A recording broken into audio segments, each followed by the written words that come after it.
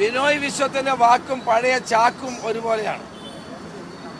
അദ്ദേഹം പറയുന്ന ഒന്നും നിങ്ങളെ കണക്കിലെടുക്കണ്ട. സായിപ്പിനെ കാണുമ്പോൾ കവാത്ത് പറക്കുന്ന ആളാണ് ഈ ബിനോയ് വിശ്വം. എലപ്പുള്ളിയിലെ മദ്യനിർമ്മാണ കമ്പനിക്കെതിരെ പോരാടുമെന്ന് പറഞ്ഞിട്ട് CPIയുടെ MN സ്മാരകത്തിൽ വെച്ച് തന്നെ അദ്ദേഹത്തിന്റെ വാ മുഖ്യമന്ത്രി അടപ്പിച്ചു. അതിനുശേഷം പുള്ളി വാ തുറന്നിട്ടില്ല. അതുകൊണ്ട് ബിനോയ് വിശ്വത്തിന്റെ വാക്കിനൊന്നും ഒരു വില ആരും കൽപ്പിക്കുന്നില്ല. അതൊക്കെ പഴയ കാലത്തെ CPI ആണ്. ഇപ്പോഴത്തെ CPIക്ക് അങ്ങനെയൊന്നുമുള്ള ഒരു തൻ്റെ ഇടമോ ആർജവമോ ഇല്ല എന്നുള്ളത് ഓരോ ദിവസം കഴിയും തോറും തെളിയിക്കും.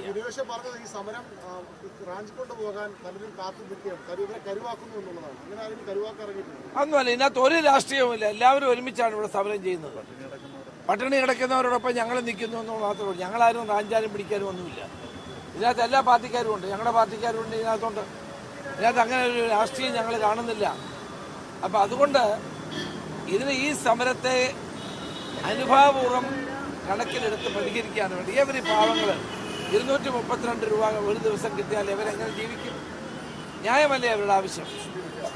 അപ്പോൾ സർക്കാർ വക്കീലന്മാർക്കും PSC മെമ്പർമാർക്കും വാരിക്കോരി കൊടുത്ത ഗവൺമെൻറ് എന്തുകൊണ്ട് ഇവരെ കേൾക്കുന്നില്ല, ഇവരെ കാണുന്നില്ല, ഇവരോട് സംസാരിക്കുന്നില്ല? ഞാൻ ആവശ്യപ്പെട്ടതനുസരിച്ചാണ് ആരോഗ്യമന്ത്രി യോഗം വിളിച്ചത്. എനിക്കറിയാം ആരോഗ്യമന്ത്രിക്ക് മാത്രം ഈ പ്രശ്നം പരിഹരിക്കാൻ കഴിയില്ല. കാരണം ഇതിനകത്ത് ഫൈനാൻഷ്യൽ കമ്മിറ്റ്മെന്റ് ഉള്ളതാണ്.